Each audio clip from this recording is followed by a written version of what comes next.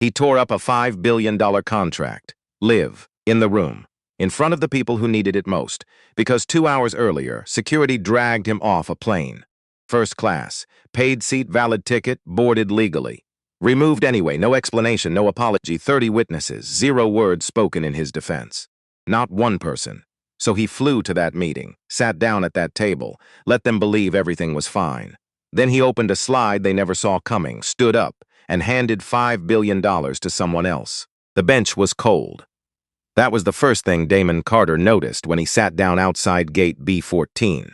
Not the stares from passengers walking past who slowed just enough to look and then found somewhere else to be. Not the sound of his own breathing, steadier than it had any right to be. Not the departure board above him, blinking green letters that said Flight 2280 to Chicago O'Hare. Status, departed, 11:43 a.m. The bench was cold and bolted to the floor, and his carry-on was between his feet and his tablet was in his hand, and somewhere behind him, through glass and jet bridge and sealed cabin door, was the seat he had paid for. Seat 2A. Gone now, he sat with that for a moment. Not long, just long enough to feel the full shape of it. The specific weight of being removed from a place you had every right to occupy, by people who would never quite say out loud why they were removing you. In front of 30, some strangers who watched and said nothing and looked somewhere else when you caught their eye. Just long enough. Then he picked up his phone, called Calvin, and while it rang, he looked up at the departure board one more time. Flight 2280, departed, 11:43 a.m. He took a photograph. Calvin answered on the second ring. Talk to me, he said. So Damon talked. He kept it factual. Seat 2A, 2 men in dark blazers, one with a radio, one with a lanyard. Removed from the aircraft before departure. Questioned in a side corridor near the gate. Released without documentation, without formal explanation, without a single person on that plane saying one word in the time it took him to stand up, collect his bag, straighten his jacket, and walk out. Calvin didn't interrupt. When Damon finished, there were 4 seconds of silence, the kind Calvin used when he was thinking and didn't want to say the first thing that came to mind because the first thing was never the most useful thing then. Did they give you anything in writing? No. Names? Either of them? No. Did they document it on their end, to your knowledge? Notepad and a radio. That's all I saw. 3 more seconds. Okay, Calvin said. Don't move. Don't engage with anyone from the airline without me on the phone, and photograph everything you can see from where you're sitting. The gate number, the signage, the board. Whatever is in your line of sight. Already got the board. Good, get the rest. Damon stood, walked the length of the gate area slowly. Photographed the gate placard, the empty jet bridge, the airline logo above the door, the timestamp on his phone visible in the reflection of the glass. He sat back down. Done, he said. Good. Calvin exhaled, not quite relief, more like a man clicking into gear. Now listen to me for 1 minute before I start making calls. I'm listening. What happened to you this morning was wrong, not ambiguously wrong, not open to interpretation. Textbook wrong, and we are going to handle it correctly. A pause, but I need you to get on the next flight and walk into that room in Chicago and do what you went there to do. Because the most powerful thing you can do right now is not let this day cost you what they don't even know they just tried to take.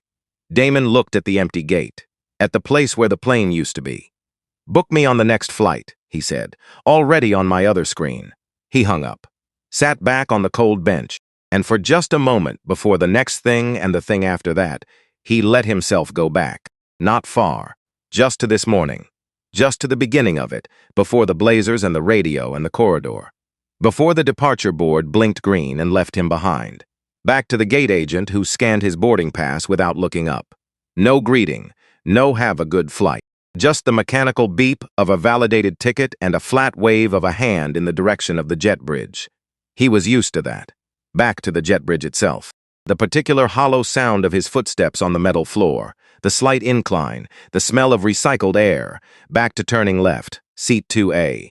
He had looked at the seat map that morning before leaving home. Window, front of the cabin, clean sight line to the door. He always chose window, always chose forward, because he liked to see where he was going, and he liked to be able to move when he needed to move. He slid his carry-on under the seat in front of him, not the overhead. He never used the overhead. He didn't like waiting on other people when it was time to go. Pulled out his tablet. opened the slide deck he'd been building for 7 months, and started to review. That was all. That was the entirety of what he had done. He sat down in a seat he had paid for, and he opened a tablet, and he worked. The same thing he had done on every flight for 15 years. The same thing the man in 1A was doing when Damon walked past him. The same thing the woman in 4C would do as soon as the wheels left the ground. But he was the one they came for.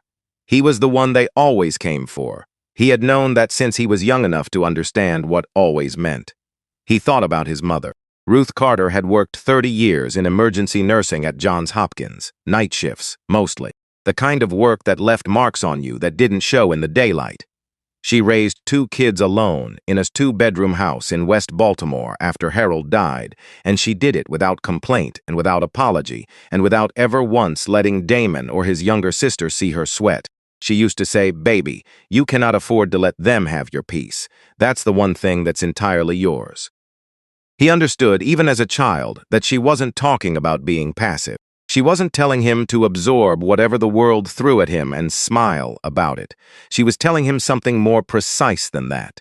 She was telling him that anger was a resource, that you only had so much of it, and that spending it carelessly meant you had nothing left when you actually needed it. Damon Carter had been careful with his anger his entire life. Today was no different. He sat on the cold bench and he breathed and he put his anger somewhere safe inside him, somewhere he could get to it when the time was right. And he thought about who he was and what he'd built and why he was on his way to Chicago. Bridgepoint AI. He'd started it in a basement on Mulberry Street in Baltimore, not a metaphorical basement, an actual basement, low ceiling, concrete floor, one small window at ground level that showed him a rectangles of sidewalk and people's feet walking past. A used laptop that overheated every 4 hours, a cooling system he'd built himself from a desk fan, and 2 rubber bands, and a piece of foam board he'd found in a recycling bin behind the university library. He had been 32 years old, no investors, no network, no connections to the rooms where money moved.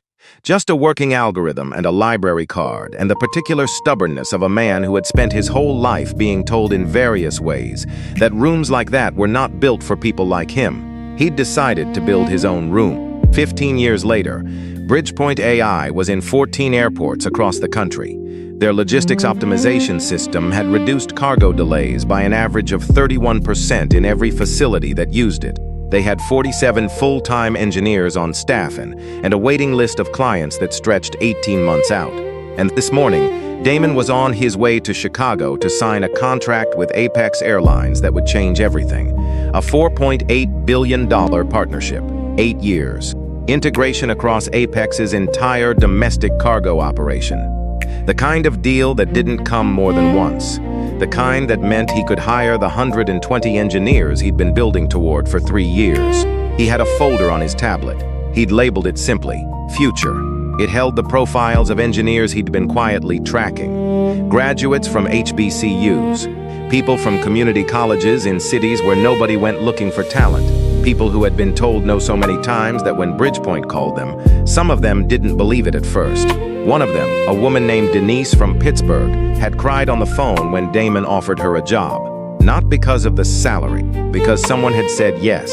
Denise was now his head of systems architecture. The folder had 120 names like hers. That was what this deal was. Not a number. Not a press release. 120 people who were ready and capable and waiting for a door to open. He thought about that while he sat on the cold bench at gate B14. He thought about it while Calvin called back to confirm a seat on the 2:15 flight. He thought about it while he walked to the terminal cafe and bought a bottle of water and sat at a small table near the window and watched planes move on the tarmac with the slow, indifferent weight of things that had somewhere to be. He thought about it, and then he opened his tablet, and he built a new slide, not for the Apex deck. Something different. Something he'd been turning over in his mind for weeks, without knowing exactly what shape it would take. He started with Denise. Then he added the others. Names, photographs, 3 lines each, where they came from, where they went to school, what they could do. Not a diversity report, not a talking point, just people. Specific people, with specific faces and specific stories and specific skills that the world had spent years not fully seeing. He built the slide slowly, deliberately, the way he built everything. An hour passed. He didn't notice. The terminal moved around him. Announcements. Rolling luggage. A child somewhere behind him asking a question too high to ignore, too distant to hear clearly. The ordinary noise of people going places. Damon sat at his small table and put names to faces and built something true. By the time Calvin texted to say the gate for the 2:15 was open, the slide had 120 entries. He saved it to his presentation folder, closed the tablet, finished his water, and went back to the beginning one more time, because there was a thing he needed to look at clearly before he walked into that room in Chicago. A thing he'd been circling around all morning without landing on directly. He thought about the woman in the eggshell blouse. He had seen her the moment she came down the aisle. The way she moved said something about her before she got close enough for him to read her face. The careful put together of someone always aware of how they appear. The carry-on in cream leather, expensive and worn in the particular way of things that get used because they are genuinely liked, not displayed. She was not a cruel person. He believed that. He had encountered enough genuine cruelty in his life to know the difference between someone who wanted to hurt you and someone who didn't know they were hurting you. The second kind were harder in some ways, because they went home and felt okay about themselves and never understood what they'd set in motion. She had looked at him and felt something she could not name, a wrongness, a misfit, a sense of something out of place, and she had trusted that nameless feeling completely. Had trusted it over his boarding pass and his ID and the simple, observable fact of a man sitting quietly in a seat doing his work. She had felt something, and he had paid for it. He had paid for feelings like that his entire life. Not always this visibly, not always with a jet bridge and a corridor and two men with radios. Sometimes it was smaller, a meeting where nobody offered him a seat before he found one himself. A lobby where the security desk asked for his ID after waving through the three people in front of him. A conference room where someone spoke over him and then repeated his point back as their own 3 minutes later, and nobody in the room appeared to notice. The accumulation of those moments was its own kind of weight. He'd been carrying it since he was old enough to understand what he was carrying. He thought about his father, Harold Carter, 30th of April, 1989. Damon was 12, his sister was 9. His mother was finishing a double shift at the hospital. His aunt called at 7 in the evening, with a voice that was trying to be steady and not quite managing it. Harold had collapsed at the plant. By the time Ruth Carter got to the hospital, there was nothing left to do but be there. Harold Carter had spent 31 years doing everything right. Showing up early, working late, never missing a shift, never making a fuss, never raising his voice, never asking for anything he hadn't earned 2 or 3 times over. He was 51 years old when his heart stopped on the floor of a steel plant. Damon had not cried at the funeral. He was 12 and he didn't know how yet. He stood in his too small suit and watched people cry around him and felt something he couldn't name, something that lived in the chest and pressed outward without going anywhere. 3 months later, he took his father's radio apart, not because it was broken, because he needed to understand it. Because understanding something, really understanding it from the inside out, was the only thing that made the unnamed feeling go somewhere useful. He still had the radio. He thought about it sometimes. About the kitchen floor. About his mother coming home in her scrubs at 3 in the morning and finding him there surrounded by screws he'd sorted into piles by size. About the way she'd looked at him in the flickering kitchen light, something between sadness and pride that he hadn't had the words for then and still found hard to name now. She'd sat down in the kitchen chair, sideways, the way she always sat when she was too tired to sit straight. She'd said, "Show me what you found. Not go to bed. Not put that back together. Not what are you doing up at this hour. Show me what you found." He had shown her everything, every component, every connection. He talked for an hour, and she listened for an hour, and sometime around 4 in the morning his words started slowing down, and his eyes started getting heavy, and she carried him to his room and left the pieces on the floor because she knew he'd finish in the morning. He had finished in the morning. The radio worked for 11 more years after that. When it finally gave out for good, he kept it anyway. Damon Carter at gate B14, 47 years old, sitting on a cold bench with a boarding pass for a 2:15 flight to Chicago in his jacket pocket, thought about that radio and thought about his mother's voice and thought about the 120 names on a slide in his tablet. And he thought about what his son had said to him 2 weeks ago. Jordan, 22, senior year electrical engineering at Georgia Tech. His mother's eyebrows and his grandfather's hands, and a way of seeing things that was entirely his own, something that hadn't come from Damon or Renata or anyone else in the family, but seemed to have arrived in Jordan fully formed, like a frequency the boy had always been tuned to. They'd been on the phone, Jordan calling from his apartment in Atlanta, something he did 2 or 3 times a week, not because he needed anything, but because they liked talking. Damon had mentioned, offhandedly, that the Apex deal was close to signing, and Jordan had asked what the deal meant beyond the number. Damon had told him about the folder, about the 120 names, about Denise and the others. Jordan had been quiet for a moment. Then he'd said, "Dad, do you ever talk about what it costs you? Like actually talk about it?" Damon hadn't known what to say. Jordan had kept going. "You always talk about building, about the work, about what you want to create for other people. But you don't talk about the weight of it, the part that's heavy. And I think about that sometimes. I think you carry that alone and you don't say so." Damon had said something about how the work was the point, how the weight was just the price of doing something worth doing. Jordan had let him say it. Then he know, Dad. But the price is still real. He hadn't known what to do with that at the time. He was starting to know now. He picked up his phone, typed a message to Jordan, 5 words. "Dad's okay. We'll talk." He sent it, put the phone in his pocket, stood up, collected his bag, walked toward the new gate. Behind him, the departure board above gate B14 blinked steadily. Flight 2280 to Chicago O'Hare. Status. Departed. He didn't look back at it. He walked the way his mother walked when she was tired, but couldn't afford to show it. Steady. Even. Head up. Not performing composure. Just embodying it. The way you embody things you've practiced long enough that they stop being practice and become just the way you move through the world. The terminal moved around him. Announcements. Rolling luggage. The smell of coffee from somewhere to his left. A man on a phone call laughing at something. Loud and unguarded. The laugh of someone who had not had that kind of morning. Damon walked. He thought about what Calvin had said. The most powerful thing you can do right now is not let this day cost you what they don't even know they just tried to take. He thought about the slide with 120 names.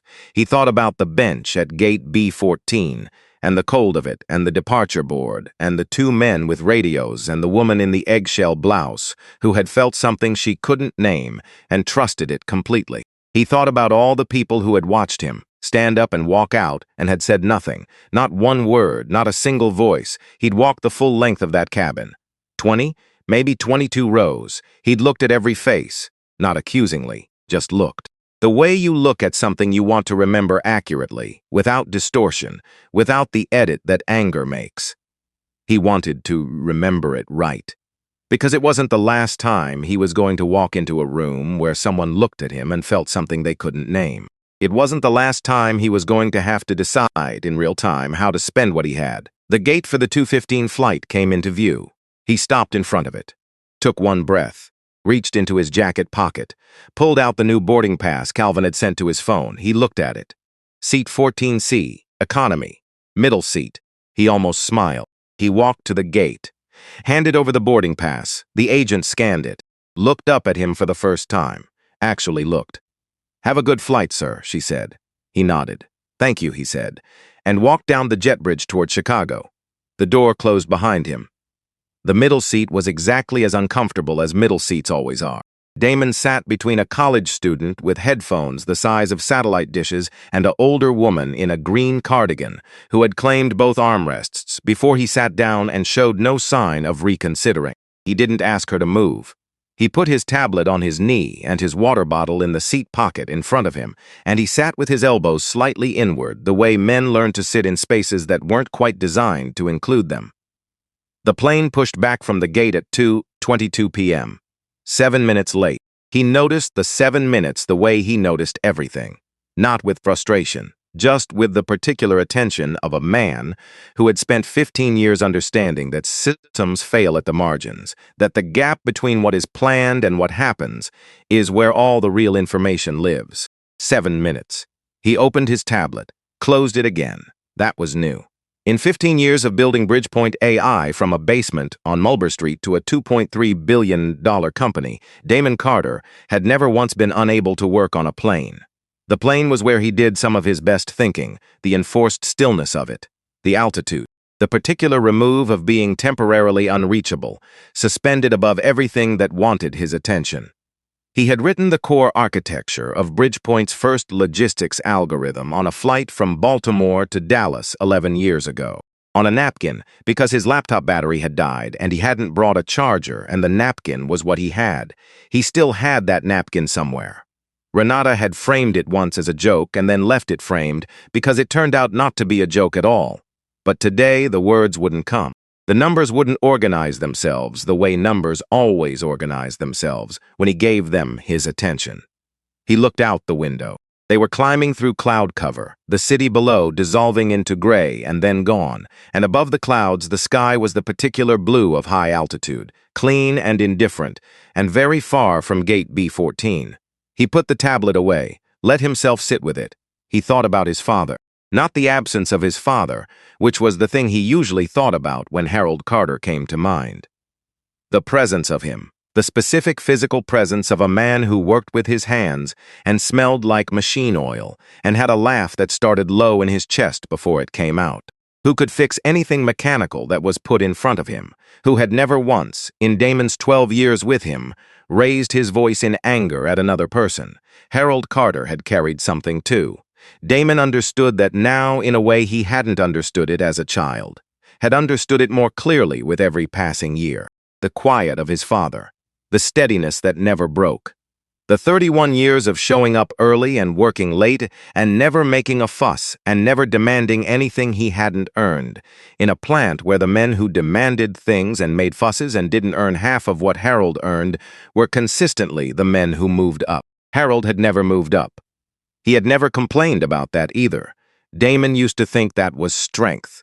He still thought it was strength. But he had lived long enough now to understand that it was also cost, that the stillness his father carried was not the stillness of a man who had nothing to say. It was the stillness of a man who had learned, over decades, the precise calculation of what speaking cost versus what it returned. He had passed that calculation to his son without ever writing it down. Damon had been running it his whole life. He reached into his jacket pocket, pulled out his phone, opened the Notes app, stared at the blank screen for a moment, then typed one sentence: "Anger, it's expensive. Spend it wisely." He read it back. It wasn't original. It wasn't profound. It was just the thing that was true right now, reduced to its simplest form, the way he reduced everything that mattered to its simplest form so he could carry it without dropping it. He locked the phone, put it back in his pocket, looked out the window at the sky. Below the wing, somewhere under all that cloud, was the country he had spent his whole life building inside of. The country that had produced Ruth Carter and Harold Carter, and a 2-bedroom house in West Baltimore, and a library card, and a used laptop, and a basement on Mulberry Street. The country that had produced Gate B14, and 2 men with radios, and a woman in an eggshell blouse who had felt something she couldn't name. Both of those things were true at the same time. He had stopped needing them not to be. The plane broke through cloud cover somewhere over Indiana, and the landscape appeared below, flat and winter brown and enormous, the kind of view that puts certain things in proportion without making them smaller. Damon looked at it for a long time.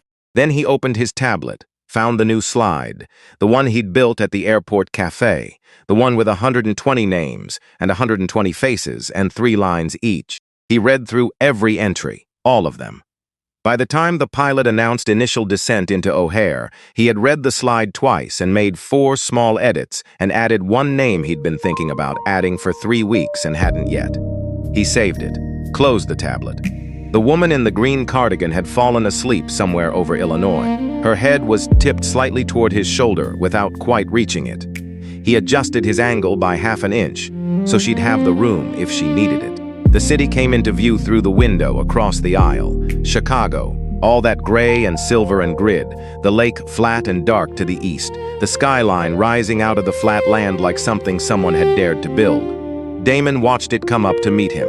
He thought about what he was going to say, not the slides, Not the implementation timeline or the Phase 1 rollout or the liability structures Calvin had spent 6 weeks negotiating. He knew all of that. He could present it in his sleep and had, essentially, presented it in the half-conscious state of a man running on 4 hours of sleep and airport coffee more than once in the past 7 months. He thought about what he was going to say when the slides were done, because there was going to be something after the slides. He'd known that since he was sitting on that cold bench at gate B14, he just hadn't known its exact shape yet. He was starting to know now.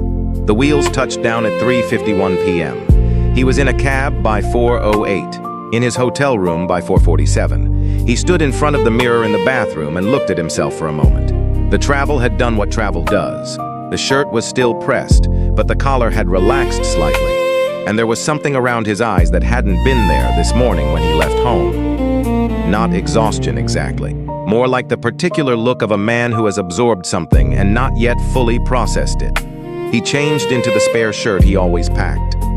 White, pressed. He'd learned from his mother, who learned from her mother, that presentation was not vanity, it was communication. The world read you before you spoke. You chose what it read first. He straightened the collar, looked at himself again. Better. He took the elevator down, walked 2 blocks in the November air, cold and thin and cutting, the kind of Chicago cold that arrives with purpose, and pushed through the revolving door of the building where Dale Hurst's team had booked the conference room. Lobby marble. A security desk where a man checked his name against a list. An elevator that moved without sound. The 28th floor. The conference room had views of the river. Of course it did. Dale Hurst was standing when Damon walked in. That was a choice. Standing said something. It said, "I've been waiting. I'm ready. I want you to see that I'm taking this seriously." 58 years old. Silver hair kept precisely. The handshake of a man who had been taught that firmness communicated confidence and had been practicing it for 30 years. The smile that arrived slightly before the thought behind it was fully formed, warm and real, and also, underneath the warmth, calculated in the way that all professional warmth is calculated by people who've been in enough rooms to know what's expected of them. Damon had met men like Dale Hurst his whole career. Not this one specifically, but this type. He didn't dislike them. He just read them clearly, which was sometimes the same thing as disliking them, and sometimes not. Damon, the handshake. A hand on the shoulder that was half greeting and half something else. "I'm glad you made it.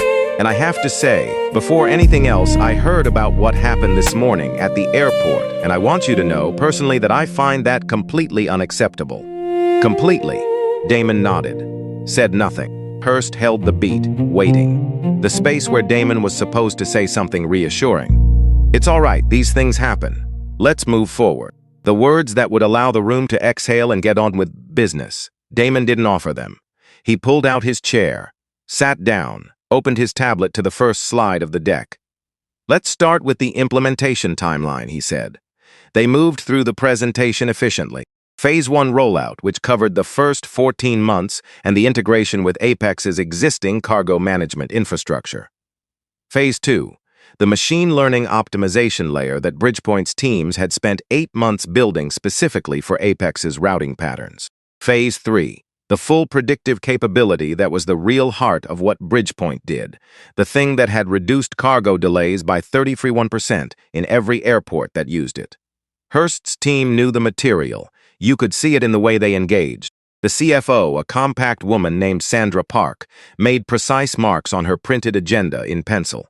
The head of operations, a man Damon's age named Ray, kept nodding fractionally before Damon finished his sentences, the nod of someone who has already done the math and agrees with the answer. This technology was going to work. Everyone in the room knew it, which was exactly why what happened next mattered so much. Damon's personal phone was face up on the table beside his tablet. He had asked Calvin to send a message the moment it was confirmed. At 5:47 p.m., the message arrived. 2 words, "It's up." Damon looked at the phone, turned it face down, looked at Dale Hurst. Then he did something that wasn't in the agenda. He reached forward and picked up his tablet, not to show a slide, to close the cover, slowly, deliberately, setting it aside on the table with the careful motion of a man who is done with the presentation and ready for something else. The room noticed. Sandra Park's pencil stopped moving. Ray looked up from his notes. Hurst's smile adjusted itself almost imperceptibly. "There's something I want to say before we talk about next steps," Damon said. His voice was level, not loud. The room was quiet enough that it didn't need to be loud. "I want to ask you something, Dale. Not as a business question, as a real one." Hurst's expression had settled into something attentive and careful. "Of course. Think about the engineers I'm planning to hire with this partnership," Damon said.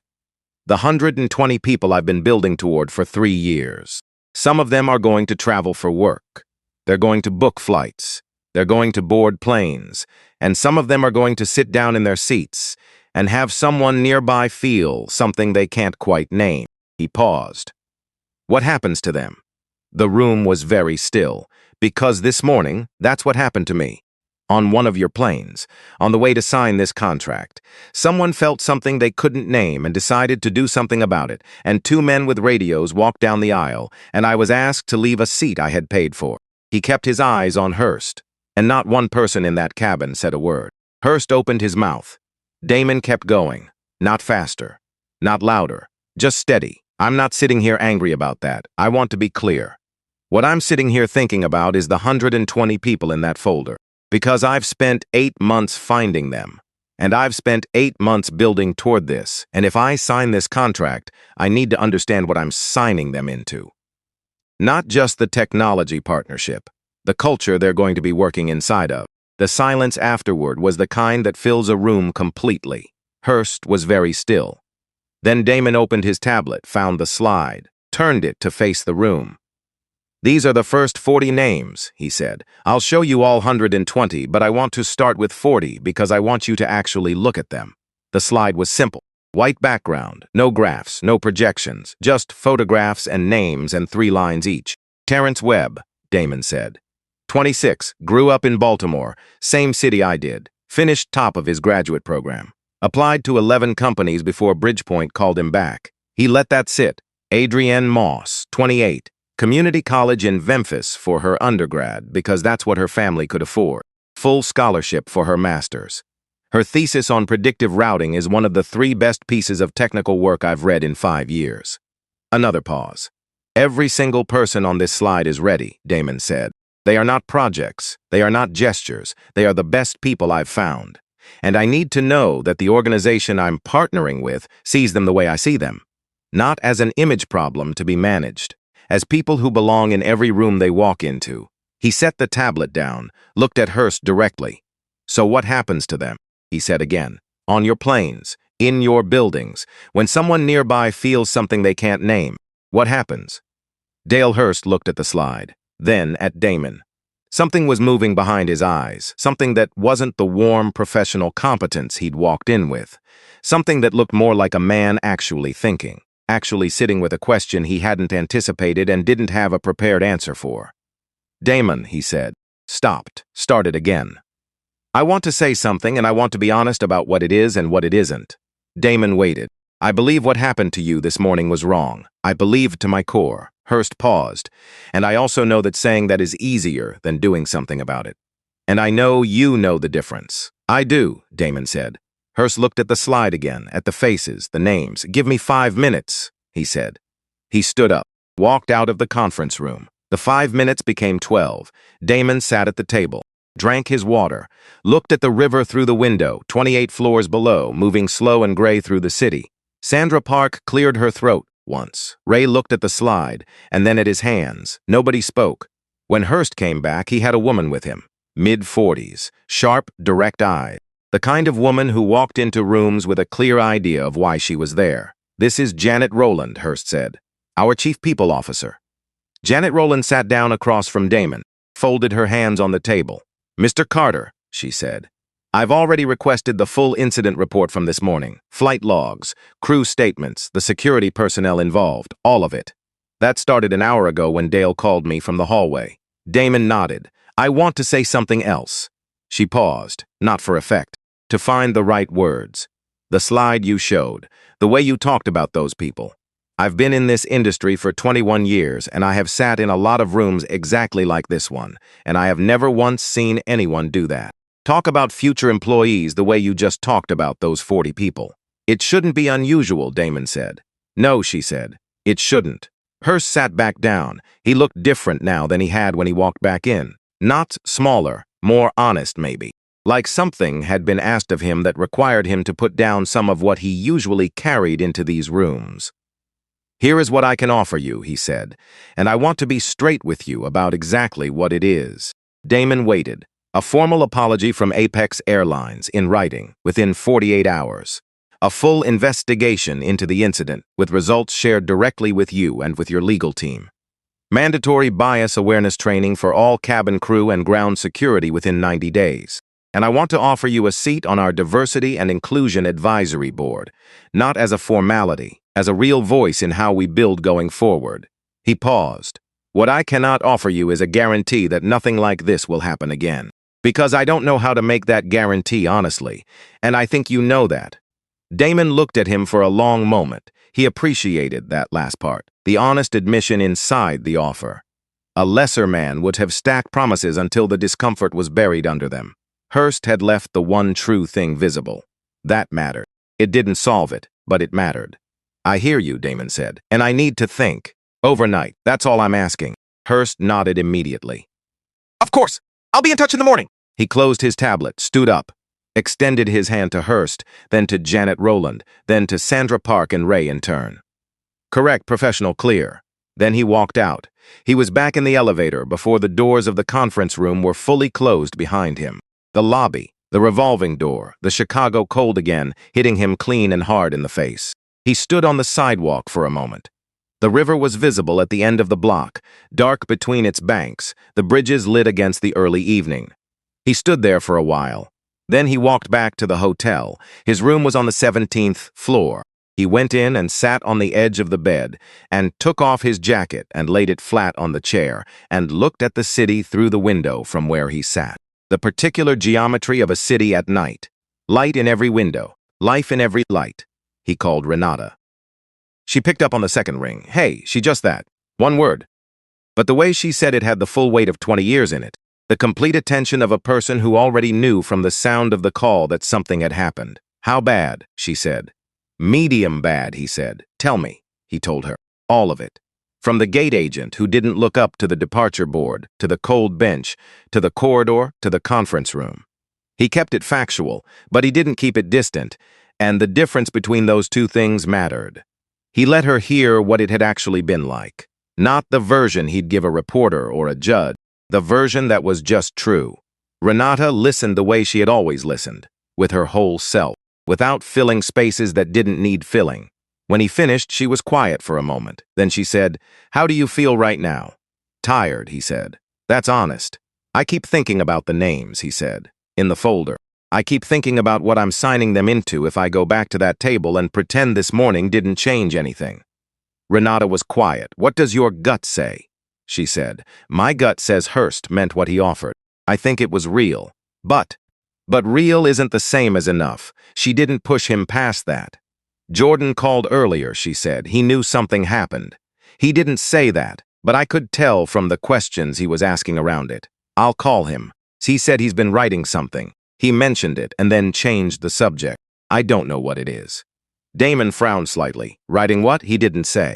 He just said he wanted to get it right before he showed anyone. Damon sat with that. Jordan had always written.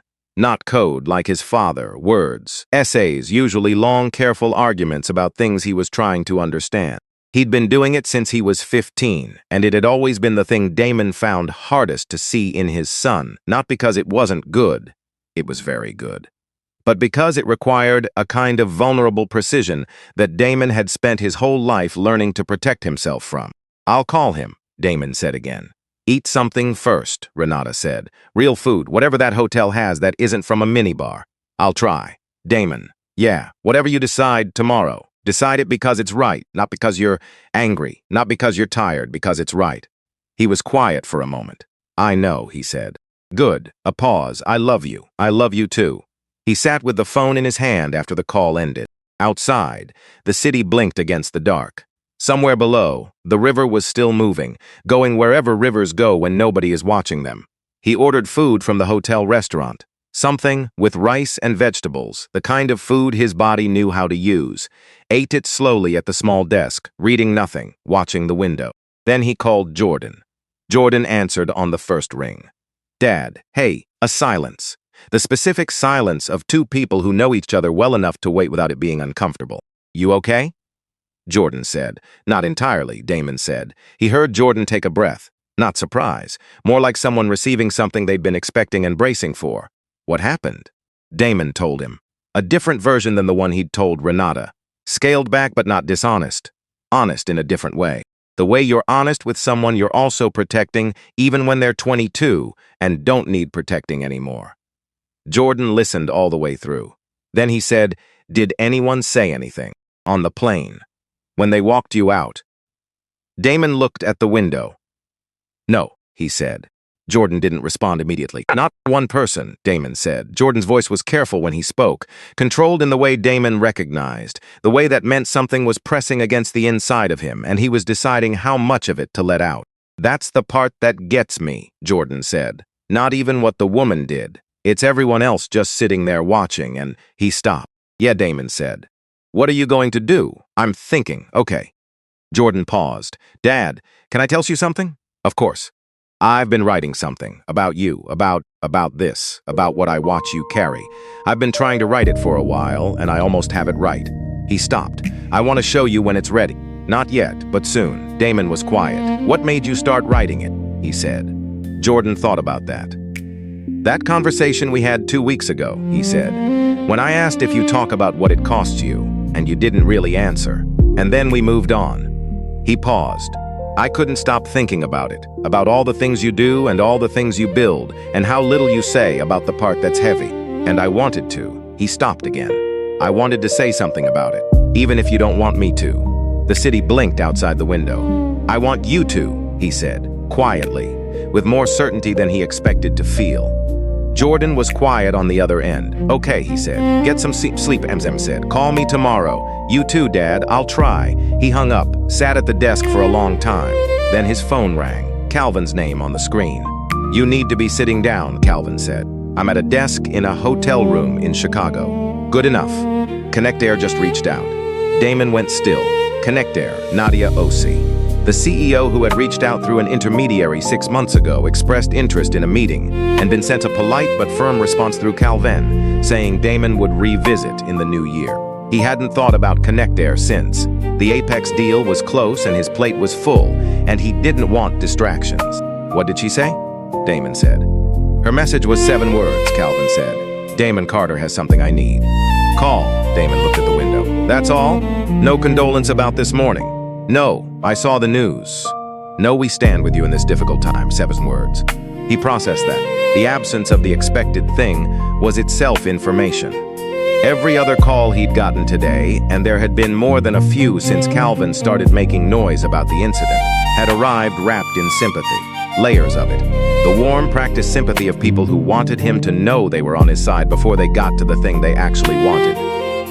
7 words. No wrapping. "When does she need an answer?" he said. "Tonight, before 10. Damon looked at the clock on the bedside table. 9:03 p.m. He stood up, walked to the window, looked at the city, all that light, all that distance. The river he couldn't see from this angle, but knew was there, moving through the dark below the bridges. He thought about the conference room on the 28th floor, about Dale Hurst's honest admission inside an insufficient offer, about Janet Rowland and her 21 years and her genuine recognition of something being wrong. He thought about the slide with 40 faces, turned toward a room full of people who weren't used to looking at those faces in that context. He thought about what Renata had said. Decided because it's right. He thought about Jordan writing something he wasn't ready to show yet, about the cost, about what gets carried alone. He thought about his father, who carried it for 31 years and never said. He thought about his mother, who told him his peace was his own and meant it as both comfort and instruction. He thought about the cold bench at gate B14 and the departure board, and the way 30-some strangers had watched him walk out without making a sound. "Tell her yes," he said. "Tell her I'll call in the morning and I want to meet." Calvin exhaled. "Okay, and Calvin, yeah, the clip, the one from the plane. Send it to me." A pause. "Daman, you sure?" He was quiet for a moment. "I need to see it," he said. "I need to see what everyone else is seeing." Calvin was quiet for 3 seconds. All right, he said, sending now. The phone buzzed. A link. 47 seconds of footage, slightly shaky, taken from what looked like a window seat several rows back. No sound. Just a man in a dark suit, standing up from a seat, straightening his jacket, picking up his bag, and walking down the aisle while the people around him watched from their seats and found somewhere else to look. 47 seconds. Damon watched it once. He watched himself be calm. He watched himself be unhurried. He watched himself move through a space that had just told him he didn't belong in it, with the dignity of someone who knew exactly who he was, regardless of what the space said. He watched 30 some people watch him go. He watched it again. Then he put the phone down on the desk. He didn't feel what he expected to feel, not anger, not grief, something quieter than both, something that felt, if he were being honest with himself, like clarity. This was the thing, not the incident, not the contract, not the decision he was going to have to make by tomorrow morning about tables and signatures and partnerships. The thing underneath all of that, the 47 seconds, the silence of 30, some people who saw something and said nothing. The silence was the thing. He had been living inside versions of that silence his whole life, and he knew exactly how much space it took up, and exactly what it cost the person who had to walk through it, and the fact of knowing those things did not make it smaller, but it did make it clear. He picked up the phone again. Not to call anyone, to open his notes app. He looked at the sentence he'd written on the plane. Anger is honest, but it's expensive. Spend it wisely. He read it once. Then he typed a second line underneath it. The silence of a room is not neutrality. It is a choice, and choices have weight. He read both lines back. Then he put the phone on the nightstand and turned off the lamp and lay in the dark hotel room in Chicago with the city outside the window, making its quiet, continuous noise. And he thought about nothing in particular for a long time. Tomorrow he would call Nadia Osei. Tomorrow he would make the decision that needed making. Tomorrow the thing that had started with a cold bench and a departure board would move into its next shape. But tonight he just lay in the dark and let the day be what it was, and breathed. Atlanta at 6 a.m. looks like a city still deciding. The light comes in low and patient over the skyline, not asking anything of you yet. Just arriving the way light does, indifferent to what happened yesterday and what is going to happen today, present only in the way that morning is always present, which is completely and without apology. Damon Carter watched it through the window of the car service sedan as they moved through empty streets, coffee in his hand, still too hot to drink. He held it anyway because the warmth of it was useful even when the coffee wasn't ready. He had slept 4 hours, not because he was anxious. Anxiety was energy without direction, and he had learned a long time ago to give his energy direction before it had a chance to become anxiety. He had slept 4 hours because 4 hours was what the night had left him after thinking, deliberately and carefully, through everything that needed to be thought through. He had a way of doing this, making decisions. He had developed it in the early years of Bridgepoint, when he was making decisions alone in a basement with nobody to check his thinking against. He would reduce the problem to its actual shape, strip away the noise, the fear, the pressure, the accumulated weight of expectation from people who wanted something from the outcome. Strip all of that away and look at what was left. What was left was usually simple, not easy, simple. Those were different things. What was left this morning was this. He was going to meet a woman he had never met in person, in a city he knew well, to talk about whether to build something together. And the answer to whether he should was going to come from the conversation itself, not from anything he decided before he walked in. That was enough to sleep on.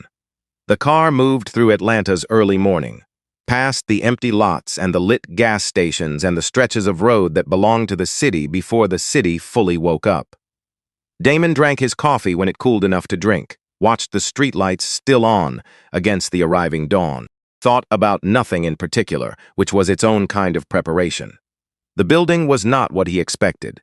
He had anticipated glass, steel letters, the architecture of institutional confidence, the kind of building that announces itself before you're close enough to read the sign. Instead, it was a converted warehouse on a quiet block in West Midtown. Red brick, wide, industrial windows, a small sign beside the door that said Connect Air in plain letters, no dramatic lighting, no statement fountain, no lobby designed to make visitors feel small in a specific way before they met the person they came to see. Damon got out of the car. stood on the sidewalk, breathed the Atlanta air, cold and clean in the way of southern cities in November, different from Chicago's cold, less aggressive, more patient. He went in. The lobby was open, high ceilings with exposed beams, real work happening at real desks. A man at a standing workstation near the window with headphones around his neck, not on his ears, reviewing something on a monitor with the focused expression of someone in the middle of a problem they were close to solving. Two women sharing a table, talking quietly over coffee, the easy conversation of people who had worked together long enough to think out loud in front of each other. A younger man near the back with route maps spread across a wide table, tracing something with his finger. Nobody looked up when Damon walked in. Not because they were rude, because they were working. The genuine kind that doesn't require an audience and doesn't perform itself for visitors. He noticed that. The woman at the reception area looked up and smiled. A real one. "Mr. Carter?" "Yes. Nadia's ready for you. I'll take you up." They took extra stairs, one flight, through a short hallway past an open kitchen where someone was making oatmeal, and the smell of it was warm and ordinary and completely without pretension. The room at the end of the hallway was not a conference room. It was a working office. Small by the standards of someone running a company of Connectair's size. A desk pushed to one side, clearly used, covered in the productive disorder of real work. A round table near the window with two chairs, two mugs, a coffee press that had already been used once this morning. Nadia Osi was standing at the window, 49 years old, medium height, natural hair cut close to her head. Reading glasses pushed up on her forehead the way people push glasses when they've just stopped reading something and haven't put them away yet because they plan to go back to it. The kind of woman who wore authority the way comfortable shoes get worn, without thinking about it, because it simply fit. She turned when she heard him, extended her hand. Damon Carter, Nadia Ose. The handshake was brief, no theater, no lingering to communicate anything beyond acknowledgement. She gestured to the table. He sat, she sat. She poured coffee from the press without asking if he wanted any. He didn't object. She looked at him for a moment. Steady, direct. No preamble and no small talk and no warm-up period designed to make the real conversation feel like it arrived naturally.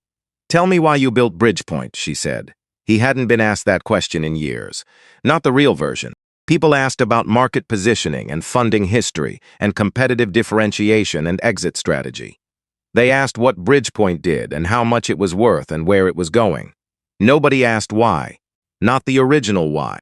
The one that lived at the root before the money and the valuations and the press releases grew up around it. He looked at his coffee. Then he told her. He told her about the basement on Mulberry Street, the concrete floor and the low ceiling, and the one small window that showed him a rectangle of sidewalk and people's feet going past. The laptop that overheated every 4 hours. The cooling system he built from a desk fan and 2 rubber bands and a piece of foam board from a recycling bin. The algorithm he wrote at 2 in the morning that finally worked the way he needed it to work, and the particular quality of that silence afterward, sitting alone in a room that smelled like old carpet and cold coffee, understanding that the thing in his head had become a real thing in the world. He told her about the first investor meeting in San Francisco, the prototype that worked, the numbers that held up, the 2 out of 3 investors who spent the meeting talking to each other over his head and sent him home without a check. He told her about Denise, the engineer from Pittsburgh who had been turned down 9 times before Bridgepoint called her, who had cried on the phone when he offered her the job, not because of the salary, because someone's had finally just said yes. He told her Denise was now his head of systems architecture. He told her about the folder, the 120 names, who they were, and where they came from, and what they could do, and how long some of them had been waiting for a door to open. He stopped, looked at Nadia. She had not moved while he spoke, had not glanced at her phone or her watch or the window, had not nodded performatively or made the sounds of listening that substitute for actual listening. She had just been present, with the full, uncomplicated attention of someone who understood the weight of what they were being told and didn't feel the need to narrate that understanding back. She was quiet for a moment after he finished. Then she said, "I have a version of that story too." He waited. "My father drove a delivery truck in Cincinnati for 26 years, she said. Same company, same route. He knew every warehouse manager on that route by name, knew their kids' names, knew which loading docks ran late on Fridays and why. When the company restructured and moved to automated routing, they didn't retrain the drivers. They sent letters. She paused. My father was 51. He spent the last 12 years of his working life doing jobs that were smaller than he was. He never said that. But I watched it happen. She looked out the window at the Atlanta street below. I built Connect Air because I believed you could build logistics systems that were smarter and faster and still created space for people. That the future didn't have to mean what happened to my father. She looked back at Damon. I've been watching Bridgepoint for 4 years. You're building what I believed was possible. Damon held her gaze. Why didn't you come to me earlier? He said. You were with Apex. A small pause. And I wanted to see how you handled difficulty before I came to you with something real. A person's character in a negotiation tells you one thing. Their character under pressure tells you something else. And now you've seen it. Yesterday showed me something, yes. She said it without sentimentality. As a fact, but not what you might think. It wasn't the incident itself, it was what you did after. You didn't perform outrage for an audience. You didn't make it about leverage before you'd even decided what you believed. You just handled it like a person who knew who he was. She paused. That's what I needed to see. He was quiet for a moment. There's something I should tell you, he said, about where things stand with Apex. Tell me. He told her about the conference room on the 28th floor, about the slide with 40 faces, about Dale Hurst walking out and coming back with Janet Rowland, about the offer, formal apology, investigation, training program, advisory board, and the honest admission. Inside the offer, the one thing Hurst had said that was true in the way real things are true. I can't guarantee it won't happen again. He told her he hadn't given them an answer. Nadia listened without expression. When he finished, she said, What's your read on Hurst? He meant it, Damon said. The offer was real. He's not a bad man.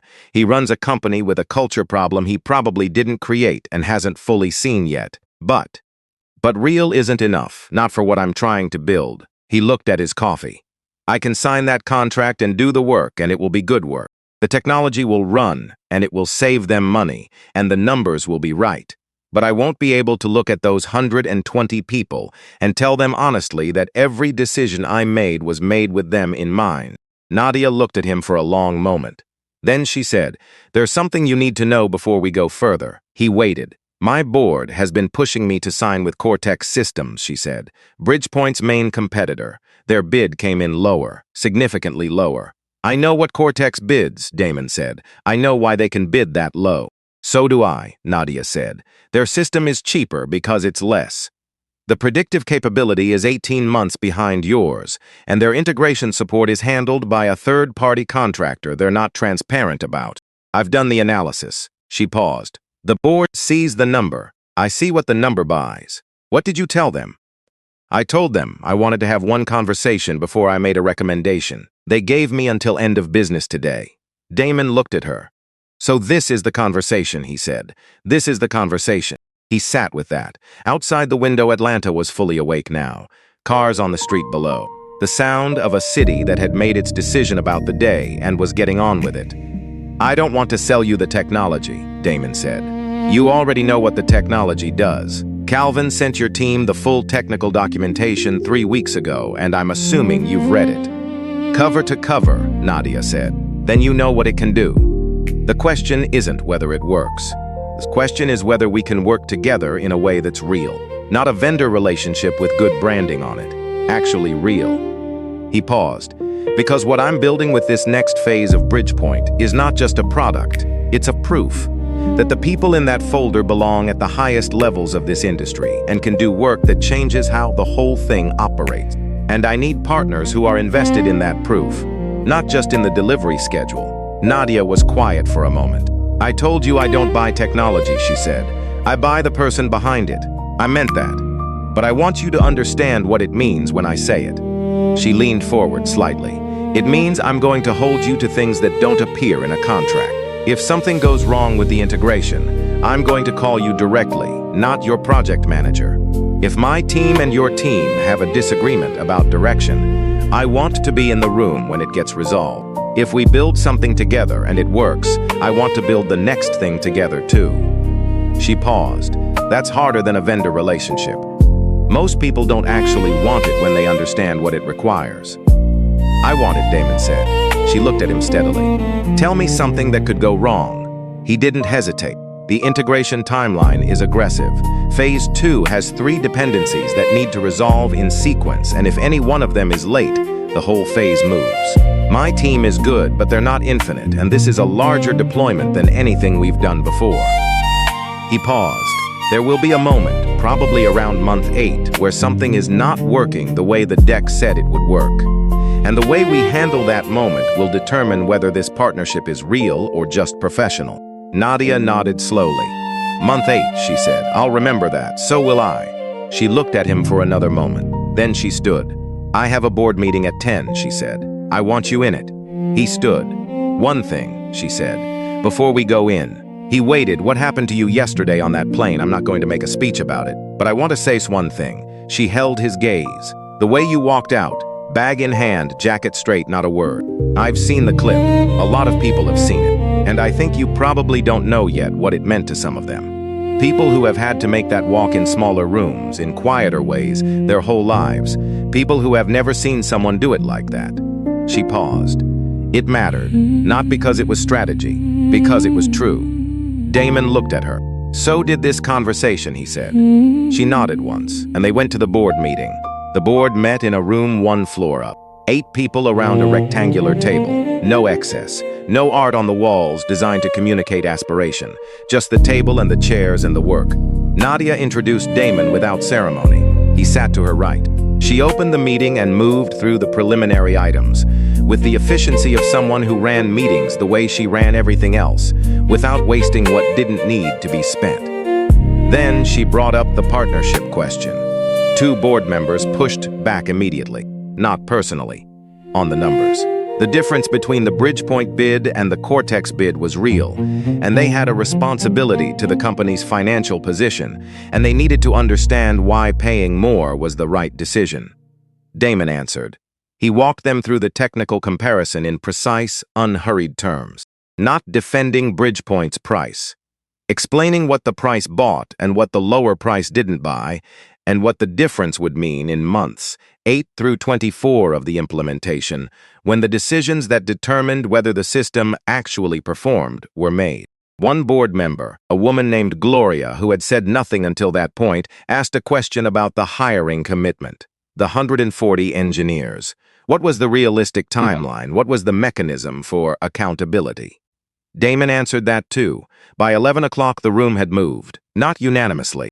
The 2 who had pushed back on the numbers were not fully persuaded, but they were persuaded enough to let the majority carry it. At 11:19 a.m. Nadia called the vote. 6-2, she looked at Damon. Welcome to Connect Air, she said. He nodded once. Then he stepped out into the hallway and called Calvin. Calvin picked up before it finished ringing. Talk to me. Tell Dale Hurst's office I won't be coming back to the table. A silence. Damon. It's decided, Calvin. Another silence. Shorter. Okay. I'll make the call. A breath. You need to know what's happening before I do. The clip is at 51 million views as of an hour ago. Every major outlet has it. Apex is trending. Hearst put out a statement this morning. Said the incident is under investigation and doesn't reflect company values. Damon said nothing. There's one more thing, Calvin said. Susan Marsh. He went still. What about her? She sent an email to Apex Airlines customer relations last night. Marked it for anyone involved in the Flight 2280 incident. She identified herself as the passenger who made the initial report. A pause. She described what she was thinking, in detail, not to defend herself, to try to account for it. She said she didn't know why she did it, and she needed to understand it, and putting it in writing was how she started doing that. The hallway was very quiet. Damon leaned against the wall. Did she ask for anything? He said. From me. Specifically said she wasn't writing it for you. Said a private apology would be the wrong response to a public harm. This wasn't an apology. It was an accounting. Damon absorbed that distinction. There was a difference between those 2 things, and he had known it his whole life. An apology aimed at your own relief was about you. An accounting aimed at understanding was about the truth. The second one was harder. It required you to look at something in yourself without the escape hatch of absolution. Susan Marsh had done the second one. He didn't know exactly what to do with that yet, but he knew it meant something. "Keep the email," he said. "Don't respond, not yet." "Okay." "And Calvin, call me after you've spoken to Hurst's office. I want to know how that conversation goes." "Will do." He hung up, stood in the hallway for a moment. Nadia appeared in the doorway of the boardroom. She looked at him, read something in his face. "Use my office for whatever you need," she said. "Take your time." "Thank you." He went back to the small office with the round table and the 2 chairs and the coffee press, sat down, looked out the window at the Atlanta street below, fully alive now, the morning well established, the city deep in itself. He thought about what Calvin had said. 51 million people had watched him stand up and walk out of a seat he had paid for, with his jacket straight, and his bag in his hand, and his face calm. He thought about what Nadia had said. People who have had to make that walk in smaller rooms, in quieter ways, their whole lives. He thought about his father, Harold Carter, who had made that walk for 31 years in a plant in Baltimore, who had made it quietly and without fanfare and without 51 million people watching, who had come home after each version of it and sat at the kitchen table and eaten dinner and helped Damon with his homework and laughed at something on the television. And never once, in 12 years of watching his father, had Damon seen him put the walk down. He had carried it to the end. Damon reached into his jacket pocket, pulled out his phone. He had a text from Jordan sent 20 minutes ago. 3 words, "I did it," and a link. He opened the link. Jordan Carter had posted on his personal account, not timed for maximum reach, not written for an audience.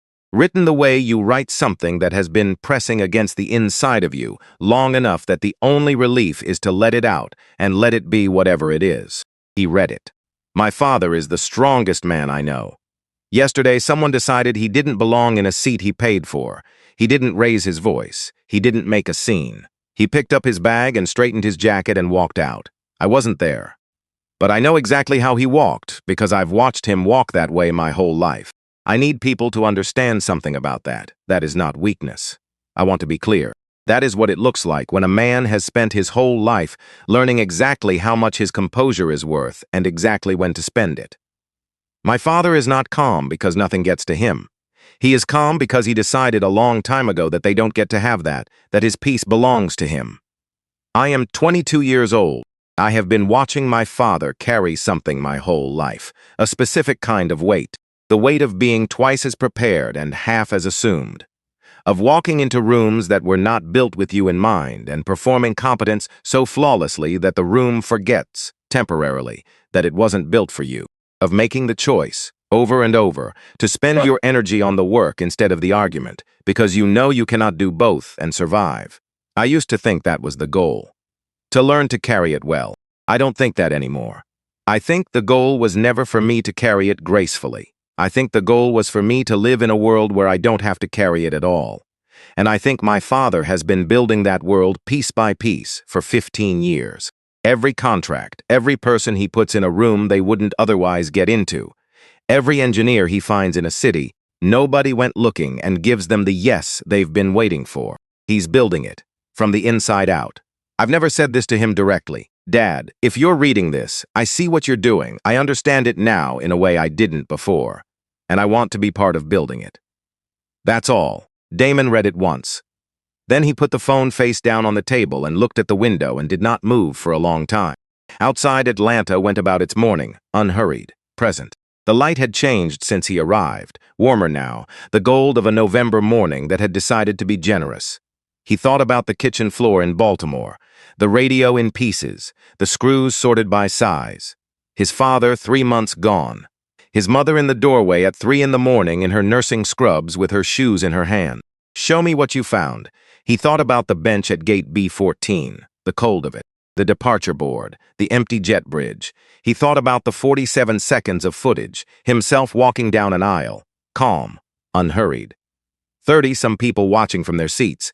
He thought about what that walk had cost, not just yesterday, all the days before yesterday, all the rooms, all the careful preparation, all the moments of being exactly right, because approximately right was not a margin he was allowed, all the years of carrying the thing his father had carried, and his father's father before that, this specific and familiar weight, this thing that had no clean name, but that every person who carried it recognized immediately in every other person who carried it. He thought about Jordan, writing the thing his father didn't say out loud, "I don't want to carry it."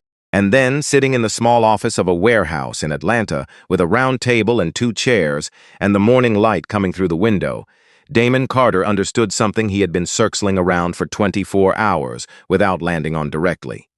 He was not going to stop carrying it. Not today. Not tomorrow. Not because the world had not changed enough yet, though it hadn't, and not because the walk was not as costly as it was, though it was. He was going to keep carrying it, because that was what the work required, and because the work was worth it, and because he was his father's son and his mother's son, and those 2 facts together had made him exactly the kind of man who carried things without putting them down until the thing was done. But Jordan didn't have to carry the same weight. That was the point. That was what 15 years of Bridgepoint was actually building toward. Not a company, not a valuation. A world in which Jordan Carter could walk into any room, board any plane, sit in any seat, and the room would simply see a person who belonged there. Because enough people who looked like Damon had built enough things in enough rooms that belonging was no longer a question anyone thought to ask. He wasn't there yet. He wasn't close. But he was closer than Harold Carter had been, and Jordan would be closer than Damon, and the person after Jordan would be closer still. That was the math that mattered. He picked up his phone, typed a reply to Jordan. 5 words, I read it. I'm proud. He sent it, put the phone in his pocket, stood up. Went back to find Nadia. The press conference was at a hotel on Peachtree Street. Connect Air's communications team had moved fast. 40 chairs for press, 2 podiums, a backdrop with both logos side by side. Damon stood backstage with Nadia while the room filled. She was reviewing notes. He was not. She looked over at him. Nervous? Good. She put the notes away. Neither am I. A communications manager appeared in the doorway, ready in 90 seconds. Nadia looked at Damon. You want to go first? You go first, he said. It's your house. She nodded, walked out. He stood in the backstage quiet and listened to the room settle as she approached the podium, listened to her speak, clear and direct and completely without performance. She talked about Connect Air and about Bridgepoint and about the work and about the 140 jobs and about what she believed this partnership was capable of doing. She talked for 9 minutes and she meant every word of it. Then she stepped back. Damon walked out. The lights were bright in the way of rooms built for cameras. He let his eyes adjust, looked out at the press. 38 journalists, voice recorders at the edge of the stage. Someone in the 3rd row with a phone pointed at him. He thought about what he wanted to say, not the version he'd drafted mentally on the plane to Atlanta, not the careful language of a press release, the other version, the one that was simply true. He said, I want to start with something that isn't in the statement. The room settled. Yesterday morning, I was removed from a first-class seat on a domestic flight. My boarding pass was valid. My ID was current. I was sitting quietly, reviewing work. Someone nearby felt uncomfortable. And because of that feeling, I was asked to leave the aircraft. He let that sit. I'm not telling you this because it's the reason we're standing here today. I'm telling you because it's part of the same story. The work I've been building. The people I'm trying to put in rooms they haven't always been welcomed into. What happened on that plane and what we're announcing today are not separate things. They come from the same place. He paused.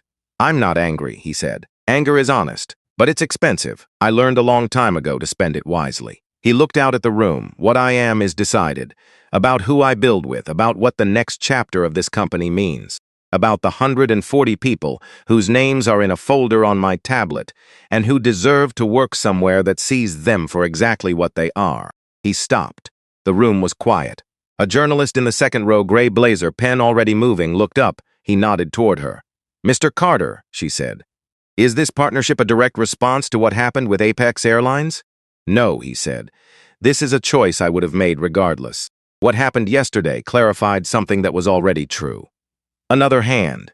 Do you plan legal action against Apex? My attorneys are reviewing the situation. I'll leave it there. Another hand. Back row. What would you say to the passenger who reported you on the flight? He paused. Let the question be a real question. I'd say that what she did had real consequences for a real person, he said. And I'd say that the honest reckoning with that, the real one, not the version that makes you feel better about yourself, is between her and her own conscience. Nobody else can do that work for her. He paused. What I can say more broadly is that the most dangerous bias isn't the kind people know they have. It's the kind they don't. That's where yesterday came from. That's what all of us need to look at. Not just the person on that plane. All of us. The room held that. Then another hand went up, and the conference moved on. He called Renata from the car. She answered on the first ring. I watched it, she said. The whole thing? Every word. He waited. You were right, she said. The way you talked about those people. Terrence and Adrian and the rest of them. That's going to stay with people. I meant it. I know you did. That's what made it land. He looked out the window at Atlanta sliding past. The city warm in the afternoon light. The gold deepened now, the day coming down from its highest point and beginning the long amber slide toward evening. Is Jordan home? He said. He's been home since noon, waiting a pause Damon. He's been sitting in the kitchen reading the comments on his post for 3 hours. I told him to stop. He can't stop. How many comments? Last I saw, 40,000. He was quiet. He didn't expect that, Renata said. He wrote it for you. He didn't think about what else it would do. Damon thought about that. About a 22-year-old who wrote the thing his father didn't say out loud and sent it into the world without fully understanding what the world would do with it. I'll be home by 9, he said. We'll be here. He flew home that evening. Direct flight, Azel seat. He handed over his boarding pass without checking the class and found his row and sat down. The flight attendant came by. Can I get you anything? Water. No ice. Thank you. She brought it. He held it without drinking for a while. The plane filled around him. The ordinary sounds of boarding, bins and buckles and the low murmur of strangers settling into proximity. Ordinary and continuous and completely indifferent to what the day had been. He drank his water, looked at nothing in particular, thought about Susan Marsh's email. Not for him, for herself. The beginning of something that was going to take much longer than an email to resolve. But a beginning, the specific and difficult beginning of a person deciding to look at something in themselves that was easier not to look at. He didn't know if she would finish the work she'd started. He hoped she would, not for his sake, for her own. Because the alternative was to go back to feeling things you couldn't name and trusting them completely. And one day finding yourself again at the moment you were in on flight 2280, doing damage you didn't understand you were doing, to a person you would never fully reckon with. He looked at the back of the seat in front of him. He thought about the sentence Calvin had quoted. 7 words. Damon Carter has something I need. Call. He thought about what Nadia had said in that small office with the round table. I don't buy technology, I buy the person behind it. He thought about what it meant to be seen clearly, not flatteringly, not with the warm distortions of people who wanted something from you. Clearly. The way Nadia had looked at him across that table, the way Renata looked at him after 20 years, the way Jordan had written about him in 40 words that somehow said the thing more accurately than Damon could have said it himself. He thought about that. The plane climbed above the clouds. Above the clouds, the sky was deep blue and very still, and the last of the day's light was coming in low from the west, turning the tops of the clouds gold below him. He looked at it for a long time. Then he took out his phone, opened the Notes app, read the 2 sentences he'd written. Anger is honest, but it's expensive, spend it wisely. The silence of a room is not neutrality. It is a choice, and choices have weight. He read them twice. Then he typed a 3rd line, build the room they said you couldn't sit in. Then fill it with the people they overlooked. He read all 3, put the phone away, closed his eyes, and slept for the first time in 2 days without effort. He was home by 9:15. The house was lit from inside, the particular warm light of a place where people are. He stood on the front step for a moment in the night air, listening, the neighborhood settling into its evening. A dog somewhere down the block. A car passing on the cross street. The ordinary sounds of a life that had continued while he was gone. He opened the door. Jordan was at the kitchen table, not on his phone, not on his laptop, just sitting, with a glass of water and the particular stillness of someone who has been in one place long enough that they've stopped anticipating what comes next and started simply being in the moment that is. He looked up when Damon came in. They looked at each other across the kitchen. Damon put his bag down by the door, walked to the kitchen. pulled out the chair across from Jordan and sat down. Renata appeared in the doorway from the hallway, looked at them both, and quietly went back the way she came. She understood the shape of the moment. She always understood the shape of the moment. Jordan said, "I didn't know it would do that." "I know. I wrote it for you." "I didn't think about." He stopped. 47,000 comments, Dad. I've been reading them for 3 hours and I can't stop because they're all... He stopped again. "What are they saying?" Jordan looked at his water glass. "They're talking about their fathers," he said, "and their grandfathers, and themselves. People saying they've been making that walk their whole life, and they never had words for it, and then they read what I wrote, and..." He shook his head slightly. "I didn't know I was writing about them, too." Damon looked at his son, 22 years old, his mother's eyebrows drawn together the way hers drew together when something moved him. His grandfather's hands flat on the table, large and still. "You were," Damon said, "even when you thought you were only writing about us." Jordan was quiet. Then, "Are you okay?" "Yes," Damon said, and he meant it in a way he hadn't meant it when Renata asked the same question yesterday. Meant it completely. "I'm okay. The deal, Connect Air, 5.1 billion, 7 years. Jordan processed that, and Apex? Done." Jordan nodded slowly. They sat with the quiet for a moment, the kitchen clock, the hum of the refrigerator, the ordinary furniture of a life going about itself. Then Damon stood up, walked to the hallway closet near the front door, reached to the back of the top shelf, lifted down a cardboard box, brown, old, soft at the corners. He carried it back to the kitchen and set it on the table between them. Jordan looked at it. Damon opened it. Inside was a radio, metal body, slightly rusted at one hinge, dial missing on the right side. Power cord wrapped around itself with the careful attention of someone who stored things properly, even when those things no longer worked. Jordan looked at it for a long moment, then at his father. "Opa's radio," he said quietly. "I took it apart when I was 12, Damon said. The night I understood I could, and I put it back together and it worked for 11 more years after that. When it finally stopped working, I kept it anyway." Jordan reached out, touched the metal casing, careful. The way you touch something that has age and weight and history inside it. "Why did you keep it?" he said. Damon thought about that. "Because it taught me something I needed to know," he said, "about how things that look closed have a way in. And once you find the way in, you understand it well enough to build something better." Jordan looked at the radio, looked at his father. "Can I have it?" Damon looked at the radio for a moment. Harold Carter's hands on this radio for 11 years. Ruth Carter hearing gospel on Sunday mornings. A 12-year-old on a kitchen floor at 2 in the morning, with screws sorted by size and a question that had no name yet. 35 years between that kitchen floor and this one. Everything that had happened in between. "Yes," Damon said. He set the radio in Jordan's hands. Jordan held it, felt the weight of it. "It's heavier than I thought it would be," he said. "Most things that matter are." Jordan turned it over slowly, examined the missing dial, the hinge that had rusted through, the cord still wound with care. "I'm going to take it apart," he said. "I know. Find out why it stopped. I know that too. And then I'm going to put it back together." Damon looked at his son, at the hands that were his grandfather's hands, holding the thing his grandfather had left behind. At the face that was entirely its own, entirely Jordan, looking at an old radio with the specific focused attention of someone who already understands that the object is not only an object. "I know," Damon said. Jordan looked up, met his father's eyes. The kitchen was very quiet.